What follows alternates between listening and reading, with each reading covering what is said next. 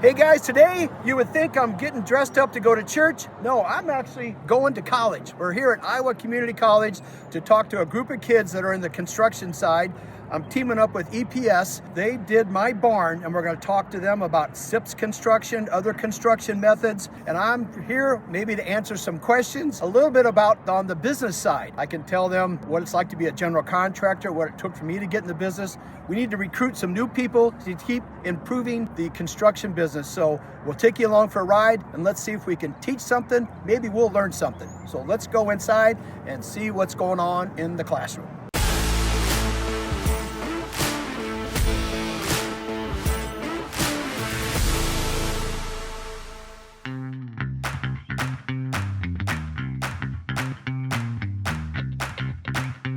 This is on my property, and I did a lot of research. Should I do a pole barn, a metal barn? What should I do?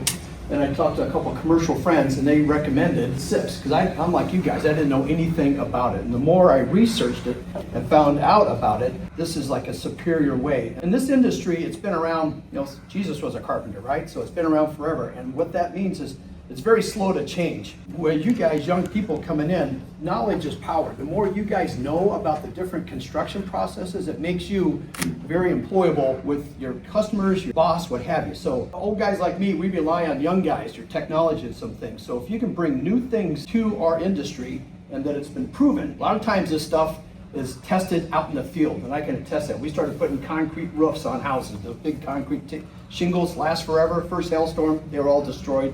Company went broke, and I was stuck with houses that needed a $150,000 roof. The point I'm making here is this is not new technology. It's just not well understood, or it's not really well known. The more people understand this, and it comes from new people like yourself, you can see how beautiful some of the homes are. It doesn't have to be a big box. Because I built high-end homes, I wanted something that's going to last a long time. So I actually put a foundation in. The slab is all poured. I wanted it to have something kind of fun. I've been working forever, so I met with the SIPS guys, and the more I knew about it, I just gave my designs, my ideas. Their shop took it, come up with the drawings. We went back and forth. That's part of it too. Like, my kids don't want to get into the business because they think they have to know how to design homes. That's my strength. Every builder I know has no skills level whatsoever on designing. There's always somebody that can do a job. And so as a general contractor, I'm kind of getting off track here real quick, is that as long as you have knowledge and understand, and then you can put the group together. I'm like a football coach. I got to organize the foundation guys. I got to find the trimmers. I got to find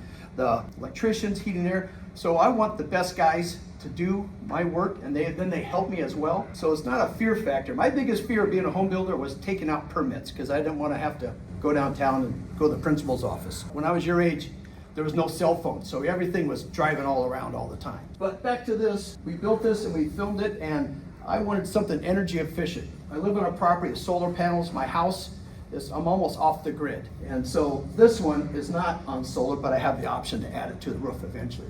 So we'll let you take a look. It's a time lapse. It was a lot of fun building. And what's nice about this, it's being built while I'm doing this in the factory. When it comes out, it goes up. It was done in less than 3 weeks. Okay, now that class is over and the kids are gone, the best part of going to school is lunch. So I'm off to my favorite subject, see what they're serving up on this Friday lunch. What's amazing with these community colleges is that you actually can see, touch, and learn stuff. Look, they got a garden out here, which reminds me, I gotta get my greenhouse going. It's just a pile of dirt and weeds. All right, here I am in the cafeteria, living the dream, and the best part is the cashier's right here and they're buying me lunch. Somebody pinched me. I think I'm living a dream. I know. Like, look, food everywhere, and Tim bought my lunch. Thanks, Tim. My new best friend today. That's right. The best part about this is you can get all the food you want, and nobody made me sit by the trash can, and I still found my friends, and they're letting me sit with them this time. All right, it's important to clean up when you're all done. This would be great for a kitchen at my house. Just put it down. Oh, I think you set it up here. Hold on. And it makes it way to the back kitchen where my wife is. Okay, now we're on our second class after lunch. The first class was high school kids. These are the college kids going in. So let's see what kind of response we get. We didn't have very many kids wanting to talk at the last one, so hopefully this might be a little more engaging. Maybe if I come up with a couple of jokes, it would loosen them up. I'm Brad. I give you my card. I have a YouTube channel called Brad the Builder, and I'm a home builder, a customer to the EPS. So I build high-end luxury homes for about the past 35 years. I mean, really cool stuff. And I've always been kind of on the forefront as innovation, trying to lead the way. When I was probably 24, 5 starting this, and I was up against high-end. Other builders have been around for 25, 30 years, so how did I separate myself? I wanted to be on the cutting edge, be ahead of everybody, and I did a really good job on marketing. I get made fun of because I'm really not a handy, but I'm a home builder, so I have a guy for the job. As you can see, what's going on here is very well insulated. I put a foundation in, like you do at the house. Pole barns, you don't. I have the groundwork in for plumbing, and while I'm doing that, at EPS, these guys are building these panels. Like my customers, I always kind of practice on myself because there's always new products coming out. This is not new, but if you don't know about it, it feels like it's new. So that's why we're here today, trying to educate the public and young people like yourself. And the big thing that I'm pushing with EPS through Brad the Builder and other avenues is get the consumer asking for it.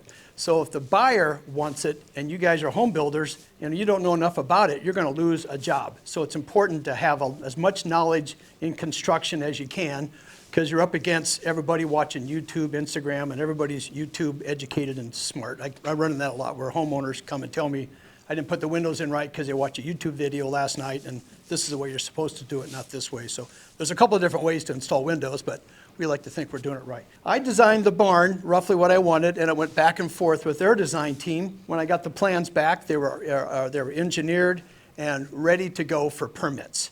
And so with that, this here is the process, which I like, but it went up in about 3 weeks, and here's the video on that.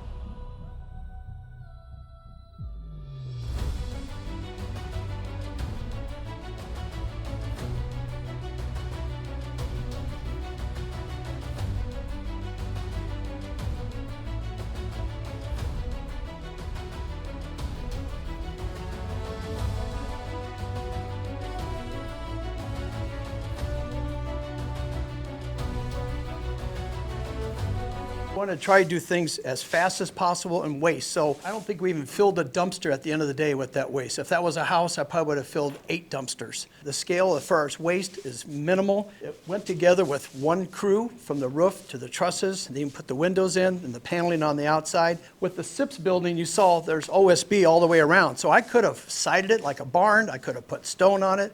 If I did a pole barn or metal, it would all been just metal. To save cost, I put metal on it, but I did some different looks, and I can actually add stone with the cedar columns. With a controlled environment, and you get through the misnomer of customers think like back in the day, the pre-finished cabinets were terrible. They thought if they came out of a box, they thought they were junk. That's been flipped around. They're such a high quality cabinet, you can get this pre-finished because the finishes on it are way superior than what we can do in the field. That has flipped, and I can see these manufactured type homes. As you can see, there's less and less people getting into business, so we're forced to find a way to build things with less people, if you will. So by doing it this way, you get a better product. It's hardly out into the elements at all. I don't think it never took maybe one day of rain. Where you're building a home, it's got rain and snow. It's just the lumber just gets exposed to it, which means once you close up the house, you're gonna get nail pops in the drywall. You might get settling. There could be mold in there, what have you. I'm extremely happy, and I feel like this is a product, this thing here will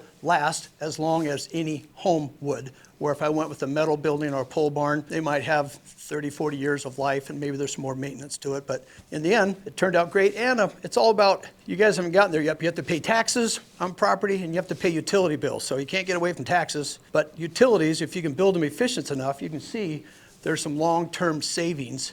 Instead of worried about $100 a month saving, take it times 12, $1,200 a month, and you take it times 10 years, there's a big number. Just be open to some new ideas. Like again, this isn't new, but it's new to most people. I've been extremely happy with it. This video has been shown around, and we can't believe the phone calls that we get from customers wanting to know what they could do to get a similar barn. All right, everything's wrapping up. The guys are going home for the weekend. I think it was productive. You never know, because some guys just sit there. Nobody fell asleep. That's very positive. And at the after we broke out, we took a picture. 2 or 3 guys came up, and they said they watched me and Flair, so that's exciting. If you like this, guys, give me the thumbs up. Also, like and subscribe. I need to get to my 100,000. I'm so close, almost that much. With that, thanks for watching. Hope you guys enjoyed this. I'm Brad the Builder. See you guys on the next job site.